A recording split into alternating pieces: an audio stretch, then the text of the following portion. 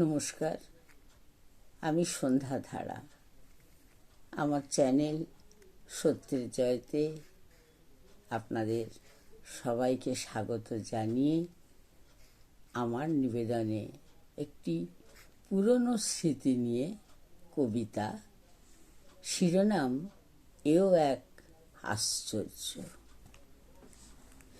এমন একদিন ছিল মলত্যাগে নানান বাহানা, বেগ এলেই তড়িঘড়ি চলা, দূরের বাগানের ঝোপঝাড়ে বসা, অথবা কেটে নেওয়া বাঁশের দুটি গোড়ায় মাটি কেটে ঘর বানাতে বানাতে ছোট একটা পুকুর হয়েছে তৈরি।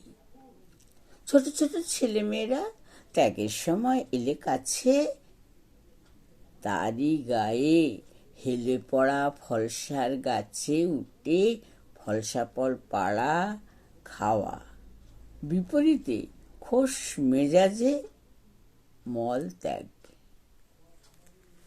সেই ছোট পুকুরে তেলাপিয়ার চাষ হতো 12 মাস। বড় মাছ সুস্বাদু, জাল ফেলে মাছ ধরে বিক্রি হতো দারুণ।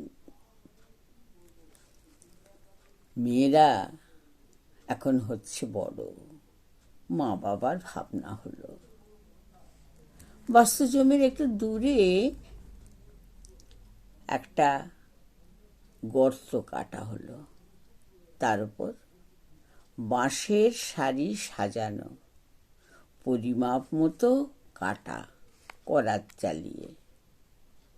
মাঝখান ছিল ফাঁকা। মজা যে কত, বাঁশের মাচায় মলত্যাগ, ফুটো গামলায় ছাই ফেলা শেষে। চলছিল ভালোই। বাদ সাধল ছেলে, শিক্ষিত ছেলে, ভালো চাকরি করে, হয়েছে বিয়ের বয়স, তাই ছেলে করবে পাকা ব্যবস্থা। কাটা হলো কাছেই গভীর কুয়ো, ইট সিমেন্ট বালি দিয়ে গেথে ছোট বাঁধানো ঘর। সে আজ প্রায় 50-60 বছর আগের কথা।